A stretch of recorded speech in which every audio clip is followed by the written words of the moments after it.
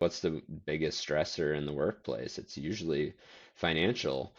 Well, what ties into the financial piece? Healthcare and insurance, and can't afford to have it, can't afford not to have it, can't afford to use it, can't afford not to use it. It's what is it? The number one reason that people file for bankruptcies due to, healthcare related reasons, and two-thirds of them had health insurance. So now you're just offering your employees a benefit that doesn't even really offer them much protection. So there's a way that we can flip the script and actually build a plan that you can be proud of, remove those financial barriers, actually improve health, which is going to improve productivity and engagement in the workplace. They're going to be better employees, better fathers, wives, aunts, uncles, whatever, because our health is everything.